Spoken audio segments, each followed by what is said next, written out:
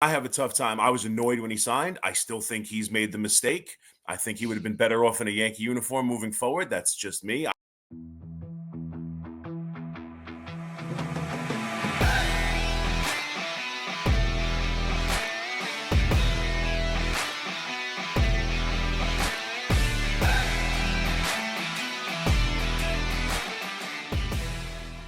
All right, Mets fans, welcome back to another episode of MetCast. I'm your host, Ray, and of course, with my co-host, Dan. Welcome today by Chris McMonigle of WFAN, who's typically on later in the night. We all know he's a diehard Yankee fan and Knicks fan, so we'll see what happens with that today. But we want to get into the Mets-Yankees matchup.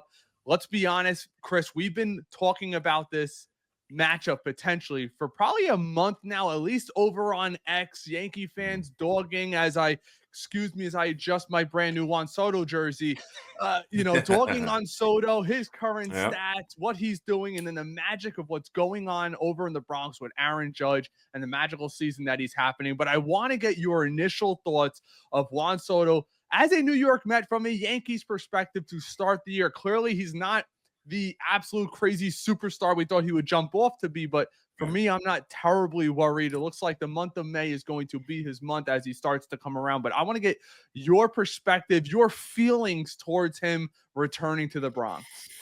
Well, first off, thanks for having me, guys. I think my feeling is it seems to be, from the calls I take and people I speak to, my feeling seems to be a little bit different. I am far less bitter, far less annoyed at Juan Soto than most Yankee fans are. And, quite honestly, like tonight, I'm not going to be going tonight. I'll be there on Sunday.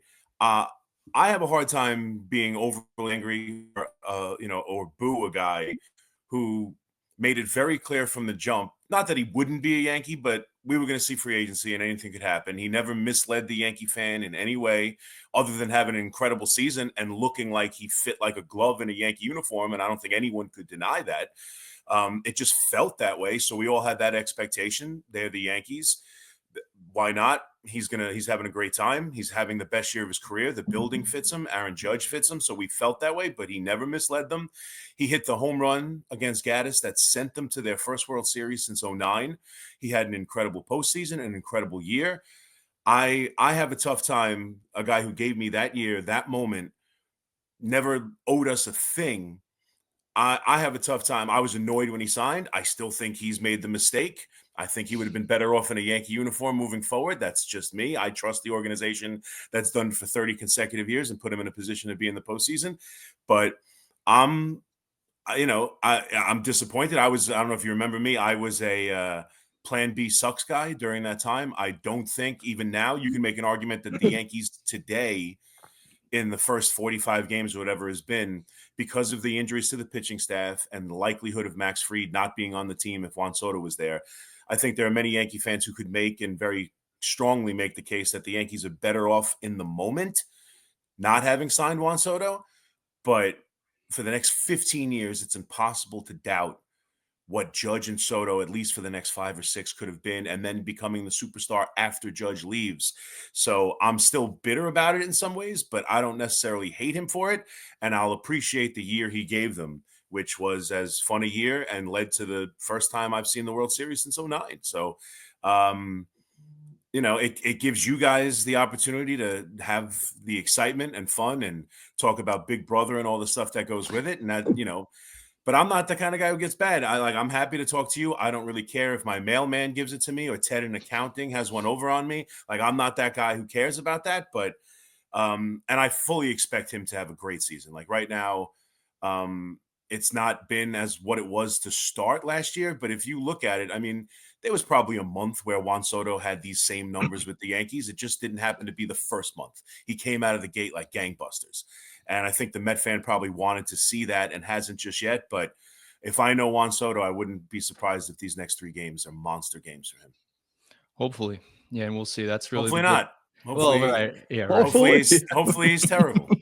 Yeah. Hopefully we continue to see, what is he? Well, he's got 2 hits with runners in scoring position. Hopefully he has, continued to be what he has been, which is solid, but not Juan Soto, which I think is fair. It's what it's been. Chris, I wanted to talk about another right fielder in New York, the better right fielder in New York, Aaron Judge. He has been How dare you, Dan? Unbelievable. Just under 1,300 OPS, 15 home runs. Can we make him the MVP today? Yeah, I mean, you can, as long as he stays healthy. I can't see how he's not. The team's going to be there in this weak American League. I think and that's another thing being fair. It's a weaker American League. The division right now, the Yankees are the only team over 500. I think the division's going to end up being better than it is at the moment, but still, I mean, it's a weaker division than it's been in a long time. The Yankees are going to the postseason.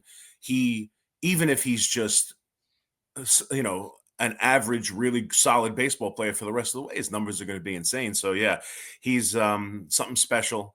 Watching him every day is, I mean, what he's doing right now, it's almost as if like he's every year he tries to get better at something. And this year it was, everyone says I can be pitched to because of my postseason, and I'm going to prove I can't be pitched to. And what we are seeing is, I mean, he's hitting 400. It's to have his power numbers, to have the season he's having and hit 400. His strikeouts are down.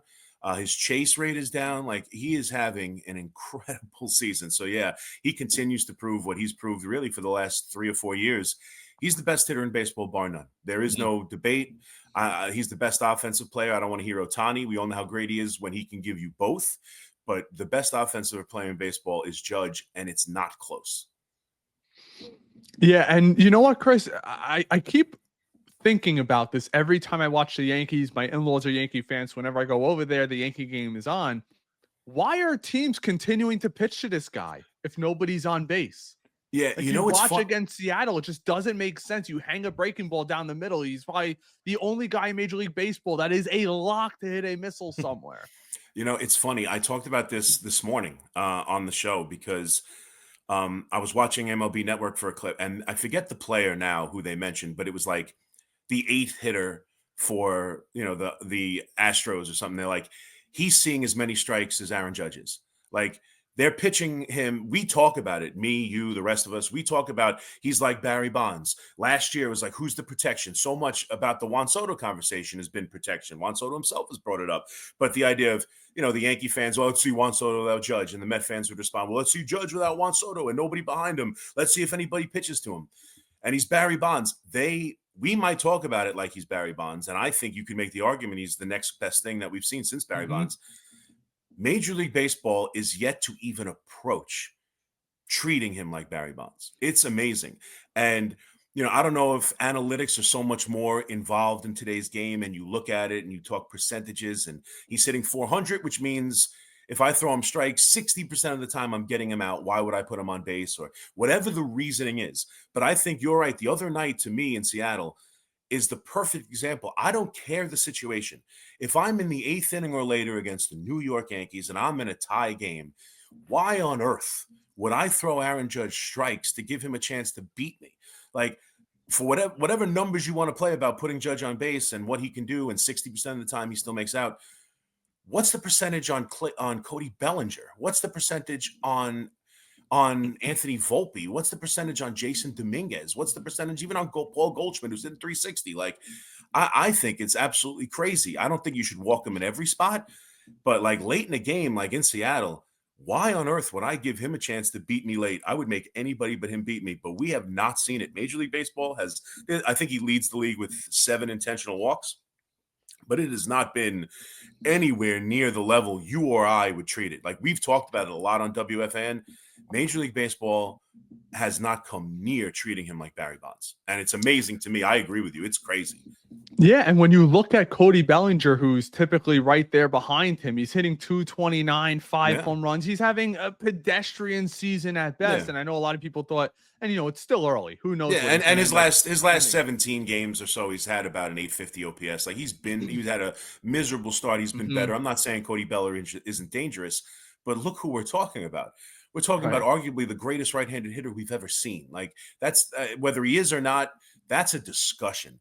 So why on earth would I pitch to that guy even if Cody Bellinger's having a nice little last 2 weeks? Like, it's crazy to me. So let's we'll get see into how the Mets and that pitching lab treated. I'm sorry. I brought it up last night because, and I don't know if you remember, I'm sure you do. I was critical of David Stearns. I have been critical of David Stearns. We were too. And how he built the rotation. I was. And last year they did a great job. Who could argue with it? But it's difficult to assume that you can do this year in and year out.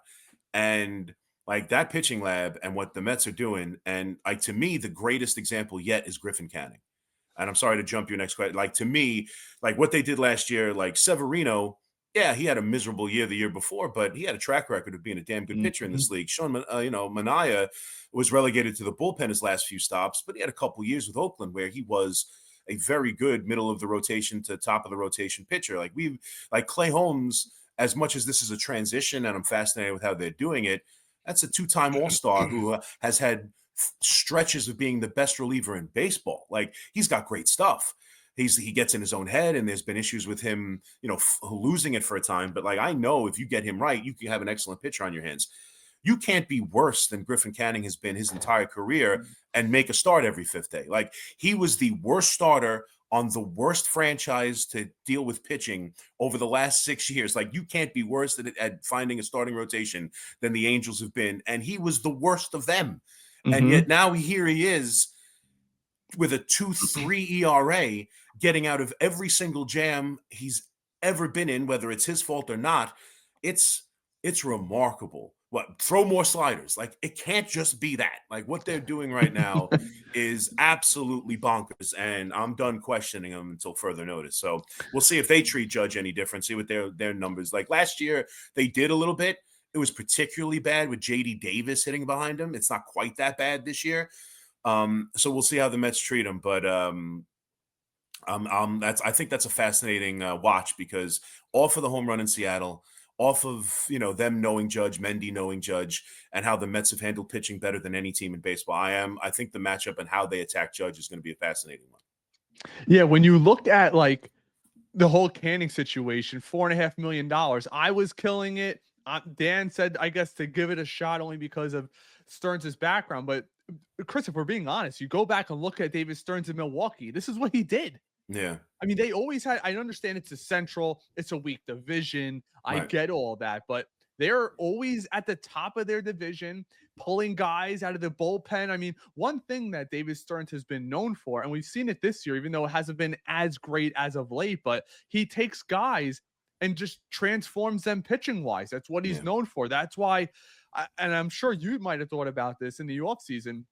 Every Mets fan was screaming, Corbin Burns is a former Milwaukee Brewer. He's going to be a lock to be a New York Met. And Stearns is like, nah, he's over 30. I'm not going to touch him. And then you start yep. to look at some of these guys we have coming through the system, the really high upside, the Nolan McLean, the Jonah Tung, the Brandon Sproats. It's like, he's not going to spend long term on guys in their 30s who are pitchers. He'll do it for position players like Soto, I guess. But outside of that, he just, that's his philosophy. And just because the Mets could spend money doesn't mean he's going to alter his philosophy. That's just my take. But I want to get to this pitching matchup we have coming up. Obviously, you see Rodon has had a bounce back year, very solid year. I believe his ERA is right around 3.3 right now. Yeah, 3.29 ERA. He's been very solid. And obviously going up against McGill, to me, they're very similar in not the types of pitchers necessarily, but where they're going to be towards the end of the season. Give me the lowdown on Rodon. What has transformed his season this year, and how do you expect him to play tonight against the Mets?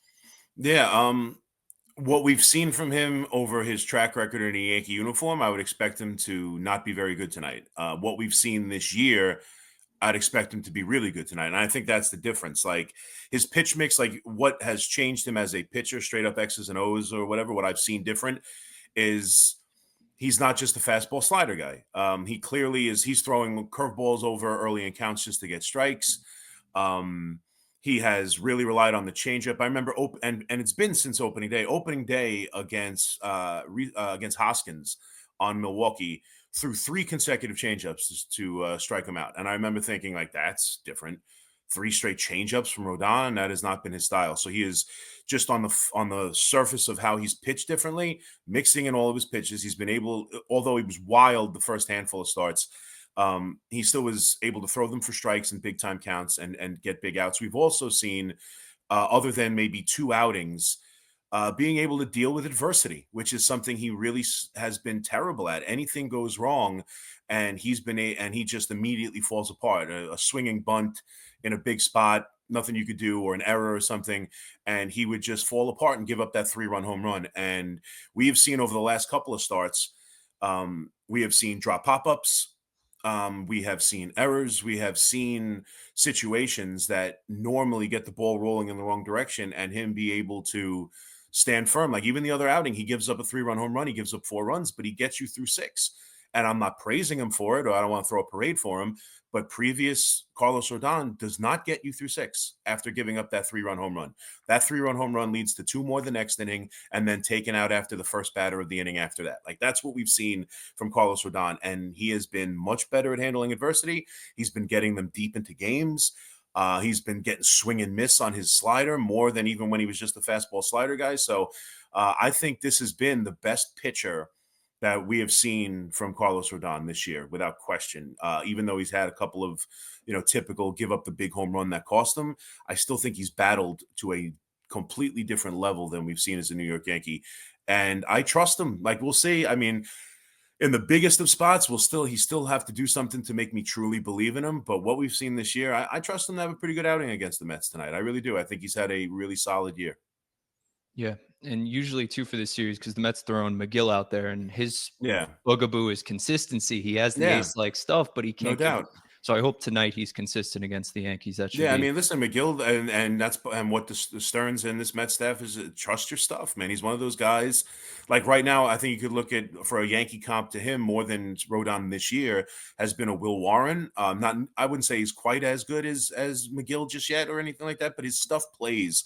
But you could see when he gets some contact, all of a sudden he's trying to make the perfect pitch and he's shying away from contact and he's nibbling. And that's what you saw from McGill, for a long time now with the Mets. Like when he's on and he's locating and he's getting outs early, he can have you a big time performance. The minute, that kind of deviates and he gives up a hit, suddenly it's trying to be perfect. And I think the Mets have tried to really instill the idea of just trust your stuff and throw strikes, which for the most part he's done. He's one of the few guys who've, had a somewhat bad outing. What has there been, 3 on the season from the Mets? Like 2 from McGill and 1 from Peterson. Other than that, what's his name? The kid they brought up that one time who had a bad start for the doubleheader in St. Louis, Tidwell. Like other than that, it is a nightly basis of maybe not as many innings as you'd like, but impeccable starts from the Mets. It's crazy.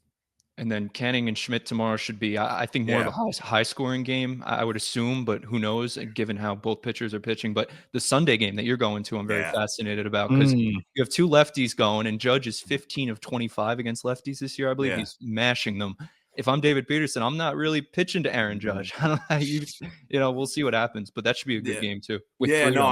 Absolutely. And with Max Fried on the mound, who's been everything you could possibly want. And like I said, the one guy you can make the argument that Plan B didn't suck for the Yankees, as I was screaming all offseason. Like he's, especially with the injuries to Luis Gil and obviously the devastating Tommy John of Garrett Cole. I mean, they needed him. And for him to be this with a 1.1 and just, be unbelievable and fun to watch too. I mean, I haven't seen like the Kershaw curveball or a pitcher like this, a crafty lefty. He still throws 95, but that breaking ball is something we haven't seen in a long time. It's been fun to watch him pitch. It should be good. And the Yankees struggle against lefty. I mean, the numbers are actually better than you would think against lefties. Like you look at the numbers and your eyeballs tell you, wow, they really struggle against lefties. And certainly in the bullpen, every team that the Yankees play, immediately the first guy they come to out of the bullpen is left-handed. Like they throw every single lefty reliever at the Yankees because they're right-handed pitching, right-handed hitting, especially at the bottom of the order. I mean, that's where the issue is. The issue is Peterson or any lefty has a inning 7, 8, 9, whether it's even Dominguez, who just has been terrible right-handed, Reyes, it was Cabrera, obviously he's not there. Now it's DJ LeMahieu. Like the bottom of the Yankee order, right-handed, even against left-handed pitching, stinks. So if you can get Dominguez to hit right-handed or, they have an easy kind of road through the bottom of the Yankee order. So we'll see if that comes into play. But yeah, I agree with you. Why pitch the Judge? I had that discussion with you. I wouldn't. Or Goldschmidt, he's killing it too, left-handed. But. Yeah, you're right. And you know what's funny is the Mets. I don't think we have a lefty in the bullpen right now, right? I mean, they just traded for the one guy who's got a 5.5 ERA, Castillo. Yeah. But everybody that we've had's gone down. You had Danny Young, Tommy John, AJ Minter. I wouldn't be shocked if he misses next season too. That recovery alone for that surgery is supposed to be 12 months. He's a free agent. So, David Stern, odds are the Castillo guy that we got, he's probably going to have a 1 ERA because that's what David Stern does. He's like, come to my lab for a couple days and we'll take care of it. But Chris, before I let you go, I got to get a series prediction. Give me how well will Juan Soto and Judge play, and what do you think the games come to be? 2-1, 3-0? What do you think? Yeah, I think the Yankees are kind of listen. The Mets have had the better season. The Mets are they've proved who they are. Their pitching is impeccable, but I do think the Yankees right now, you couldn't have asked them to head into the series playing any better and with their best 3 pitchers lined up. So I do think the Yankees take the series at home in that building with their best pitchers going. And the offense, although it kind of got cold the last 2 games in Seattle, it's been really good. They've been scoring a ton of runs. They lead Major League Baseball in runs scored. They're much deeper than they've been. And let's be honest, the Mets offense is the one area they've struggled with runners in scoring position. They haven't been a dynamic offense just yet. They're capable of it. And last year, God knows they were capable of it against the Yankees, kicking the absolute tar out of them. But I think I do think Judge Soto has at least 1 home run in the series. I will be shocked if Soto leaves Yankee Stadium without a home run. And then every Yankee fan will tell because he missed the Bronx. He'll have a great series, and we'll all say it's because he missed this building, and that's why you're welcome, Met fans. This is why he's going to take off, because he got to taste the home, and all that stuff that we'll try and lie to ourselves about. But I think both Judge and Soto have a big series. I think there probably will be one high-scoring game, but mostly low-scoring. But yeah, I think the Yankees are lined up. I think the Yankees are playing well.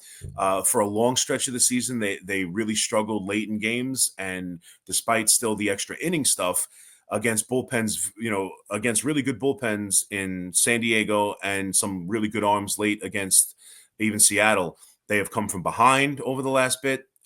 Judge is killing it. Goldschmidt's killing it. Grisham obviously is having an incredible season. So the offense is starting to really, emerge here and really become the best part of this Yankee team. And you're seeing Max Fried with a 1.1 ERA and Carlos Rodon who's throwing the ball better than he's been in a Yankee uniform. So I'll say the Yankees take 2 of 3. It'll be a tough, hard-fought series.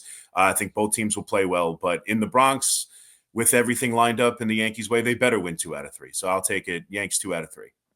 I say 3-0 Mets, but Chris, I want to. I'm shocked. I'm shocked you would say that. I'm shocked you would say that. But listen, it's gonna be a fun series. It's gonna be a fun series, and I'm interested. And again, I know the moment is going to be Juan Soto and that at bat, and I even had a thing now where I'm different than most Yankee fans too. I said this last night about the tribute video. I've seen it's picked up some, the idea of the Yankees having a tribute video. I think the Yankees doing that? No, I don't know if they are or not, but I discussed it last night. Just asked if they would. I don't know if they're going to. Yeah, I mean, so I would have some fun with it. I don't want to. To me, I don't want to act hurt. I don't want to act scorned. I don't want to act bitter. Show the home run that send them to the World Series. I have no problem with it. I wouldn't boo him. I wouldn't, I would just kind of ignore him. I'm not going to cheer him. He's in a Met uniform coming to play the Yankees. But even a tribute video, I would say, because I put it up and people are like, oh, you're going to celebrate one World Series appearance in 1 year. That's the Yankees. Like you just said, very Met-like. I'm like, okay, well, the Met entire universe has acted like signing him is the greatest thing in the world. All they had to do was put him on the team. Yeah, exactly. I'm saying they took him to the World Series. Isn't that awesome? And everyone's like, what are you, an idiot? But yet just putting him in the uniform is enough to celebrate. So I would show that home run, and I would let everyone in that building know I'm not hurt, I'm not scorned. I got him for 1 year. We got the absolute best of him. He was a huge part in sending us to the World Series, and it cost $765 million to take him away. Let's see if you can get to the World Series with him. That's the message I would send. The Mets, you better get to the World Series. We had 1 try and did it. You have 15. Let's see if you can do it. That's the message I would send. Let's celebrate it. Let's watch him do it for us. Can he do it for you? Because so far the talk of the town has been he is not. Fans want to ignore everything he's done with us and just act like no one cares. But we'll see. We'll see. All right, Chris. We want to thank you so much for giving us a part of your day. The series is going to be incredible. Hopefully it flies the Mets' ways. I wouldn't be surprised if Judge has a monster series, because the Mets, although we have been playing great baseball, sometimes we do some dumb things, and we're going to end up pitching the Judge. And let's just hope it doesn't hurt us. Well, let me That's how ask I you a look at it. question because I have a better. I mean, I watch the Mets every day. I feel like I have a good feel on the team, but the fan base, I have a much better feel of the Yankee fan base. Mhm. So let me ask you: if the Yankees win the series, let's not even say sweep, but the Yankees win the series, right? And Juan Soto has a pedestrian series, doing what he normally does, but not having a breakout or doesn't have a big hit that breaks a game open or wins a game, and it's just a ho hum. Mets lose 2 out of 3. What's the feeling? Like how do we treat losing to the Yankees despite in the middle of a first place season playing really well? One road loss to the New York Yankees, who are in first place, who are playing very well. I don't think, even if you want to downplay the Yankees and hate them, that's fine. I think you can recognize that they're at least one of the handful of better teams in baseball. So you lose on the road to the New York Yankees. What's the feeling like come Monday morning? You want to answer it, Dan? And I'll That'd give be you a my gut perspective. punch, Chris. I don't It know would be a gut punch. You would feel like it would be an opportunity missed to further enforce this big brother team of the city, all that stuff. Yeah. I agree with Dan, but I also say this, like half the fan base I'll never forget this, Chris. And we have some, I don't know. Maybe it's because a lot of Met fans are Knicks fans. I am not. So they feel the pain for so long. A lot of them are Jets fans, including myself, who felt the pain for so long. But the overreaction, it's New York. Last year, you had Met fans calling to trade Francisco Lindor. Yeah. Yeah. Think of how crazy that is. Yeah. And he goes number 2 in MVP. So will there be Met fans melting down? You bet your ass there will be plenty of Met fans melting down. Not myself, because I'm more of a long pitcher kind of guy. I call it out. I mean, we've had former players on the program, a lot of people from your station and national writers, and I try to keep it even head as much as possible. But we call a spade here. And I'm not going to completely jump ship. It would really suck. I'm not going to sit here and lie, but last year, the New York Mets took 4 in a row against the Yankees. How did that work out? The Yankees were in the World Series and the Mets weren't. So you have to look at it also from that approach. It's exciting. It's Juan Soto. It's the Yankees. It's the Bronx. It's the Mets. That whole big brother rivalry. I just think it's awesome. Both teams are in first place. Both teams have kicked ass this early. Let's not forget last season, the New York Mets were 11 games under 500 at this time, right around there, begging for guys like Jose Iglesias to get off his couch and come ignite this team. We're not there this year. The pitching's held up.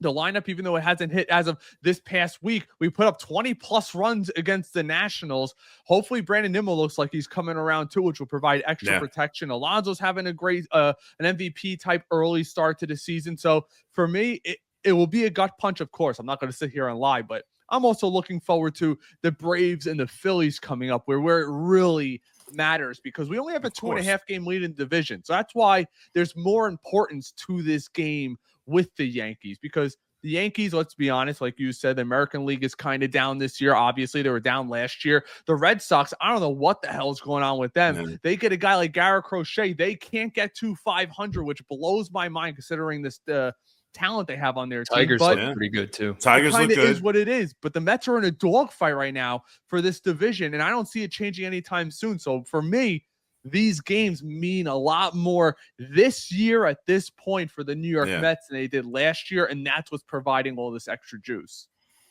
Yeah, I mean, I think that's part of it, but and no doubt you're 100% right. And the game's moving forward, because that's my take too. Like, we get all into it and everything, but even if I want to win the series, especially at home, right? If it was at Citi Field, maybe I feel differently, especially like you mentioned the division and everything. But yeah, at home, I want to win this series, and it would be annoying if they lose it and everything. But like, to me, the minute they play whatever song they play, whether it's Frank Sinatra or whether it's New York, New York, or whatever song they play after a loss. Like, after that on Sunday night, like, it's going to be easy for me to kind of just flush it. You move on to more important games. Like that's just like the excitement of it while it's happening. I get, and everything around it, I get, but like, they move on to go play the Texas Rangers next. Like, that's, to me, a far more important series against a team. We just saw Jacob deGrom last night throw 8 shutout innings and look like Jacob deGrom. I want to go send a message to the Texas Rangers that the American League belongs to the New York Yankees. I'm not that interested in sending a message to the New York Mets that New York City belongs to the Yankees. Like, that's like, I want to, I'd like to, but if I had a choice, I'd rather go beat the hell out of the Texas Rangers and let them know that the American League runs through the Bronx not, the back pages run through Aaron Judge. Let me ask you one final question. Yeah, sure. No. Who at the Fan? Because look, I had Brandon Tierney on the show because I was poking him a lot on X, and he got fed up and he said, "I'm coming to talk to you face to face." Love BT. Spoken with Sal, had Evan on the show too. Who at WFAN, when you go into work, because let's be honest, that's what a lot of this is about. You want to be able to get that jab in the ribs on Monday morning. We kicked your ass. Yes. Who is the one guy there that you're like, if the Mets, is it Sal? Maybe, I don't know. If the Mets take 2 out of 3, or God forbid, in your worst scenario, the Mets sweep the New York Yankees, you walk into work and you're like, I'm not looking forward to seeing this guy today or gal. Yeah, well, I walk into work at 12:30 in the morning and nobody's there. True. So for me, it's a little bit different. But what it used to be, like what I would say is, it's probably Lugauer. I worked with him for it's probably Tommy. I worked with him for the 2 years on Carton and Roberts every day in that tight little room, just the two of us. And since I left, he's really, unfurled his wings and has flown as this, positive Tommy. Positive Tommy. The annoyance that he's become. So yeah, if I was still working in the afternoons, Evan a little bit, me and Evan would go back and forth. If Bob Usler were still at the station, I saw him and Steve Summers at the game the other night. It was on the broadcast. Bob Usler for years, when I was toiling away behind the scenes at WFAN doing tape op and then board op for years and everything, working nights with Steve, Bob would be there, and Bob would be relentless on killing me about the Yankees, just relentless. I am still convinced. I'm not saying he's a great Met fan, obviously. I am convinced if given the choice, he would rather on a random night have the Yankees lose than the Mets win. There's a lot of Met fans that are like that. Oh my God, he is one of them. He'd go into the station Monday morning. Who would I be most looking to avoid if the Yankees lose, or most looking to get in their face if the Yankees win? Yeah, it'd probably be Loogie. It'd probably be trying to get into Tommy's face and enjoy what's going on, because he's been really, laying it on thick. Thankfully, I haven't been around there for it. But yeah, it would probably be Luke, and I guess Evan too. But Knicks I'll be there Sunday night. I'll be there Sunday night with them, so one of us will hopefully have the opportunity to do it. I think Tommy's coming. I know Evan's coming, so I'll be with them on Sunday night. So it should be fun. The Knicks win tonight? Yes, the Knicks win tonight. Let's go. Nice. They absolutely, I trust this team, man. I do. They can't live with prosperity. I don't know why the effort is. They just cannot fool themselves into thinking they need the game as much as the other team when they have a lead like this. They did it with the Pistons. They've done it here with the Celtics. I know Michael Jordan is joining the NBC broadcast next year. Someone needs to call Jordan and have him give them a lesson how to manufacture things to get them motivated, because it's clear as day.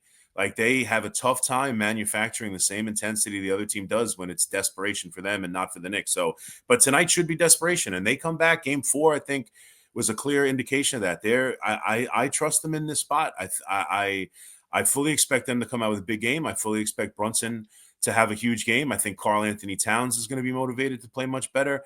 I think the Knicks finish it tonight. And then I'll tell you this, I don't think it's out of the realm of possibility winning Game 7 in Boston. I don't. They've proven they can win there.